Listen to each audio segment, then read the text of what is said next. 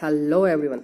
Welcome to this explanation of Section 11 of the Bharatiya Nagrik Suraksha Sanhita, which deals with the appointment of a special judicial magistrates. Under this section, the High Court has the power to confer judicial authority on government officials to handle specific cases. Let's break it down for a clear understanding. दंड भारतीय नागरिक सुरक्षा संहिता की धारा 11 के स्पष्टीकरण में आपका स्वागत है, जो विशेष न्यायिक मजिस्ट्रेटों की नियुक्ति से संबंधित है। इस धारा के तहत उच्च न्यायालय को सरकारी अधिकारियों को विशेष मामलों को संभालने के लिए न्यायिक अधिकार देने की शक्ति है। आइए इसे आसान भाषा में समझते हैं। What are the key provisions of Section 11? The first one is the request by central or state government. The High Court can act only when the central or state government requests them to appoint someone as a special judicial magistrate. This usually happens when there is a need to handle particular cases more efficiently or quickly. केंद्र या राज्य सरकार द्वारा अनुरोध। उच्च न्यायालय तभी कार्रवाई करता है जब केंद्र या राज्य सरकार किसी व्यक्ति को विशेष न्यायिक मजिस्ट्रेट के रूप में नियुक्त करने का अनुरोध करती है। आमतौर पर यह तब होता है जब किसी विशेष मामले को तेजी से निपटाने की आवश्यकता होती है। The another one is the appointment of government officers. The person being appointed must have held a government post or currently hold one. However, they must also have the necessary qualifications or experience in legal matters as decided by the High Court. नियुक्त किए जाने वाला व्यक्ति को किसी सरकारी पद पर कार्यरत होना चाहिए या पहले रहा हो।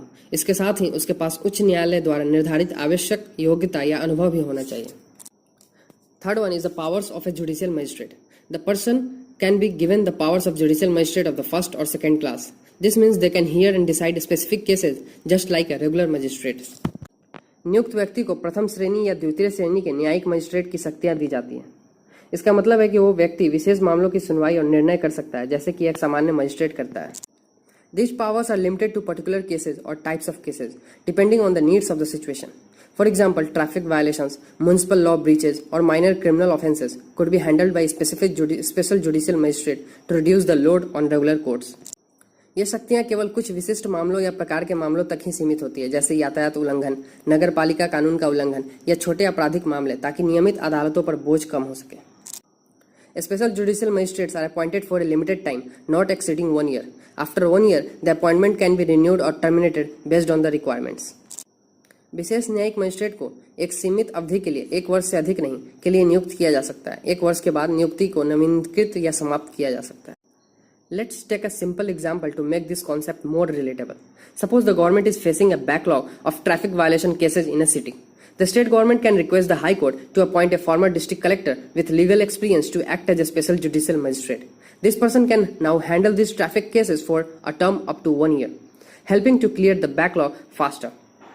आइए इसे और स्पष्ट रूप से समझने के लिए एक उदाहरण लेते हैं।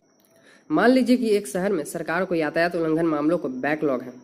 ऐसे में राज्य सरकार उच्च न्यायालय से अनुरोध कर सकती है वह किसी पूर्व जिला कलेक्टर को, जिसके पास कानूनी अनुभव है, विशेष न्यायिक मजिस्ट्रेट के रूप में नियुक्त करे।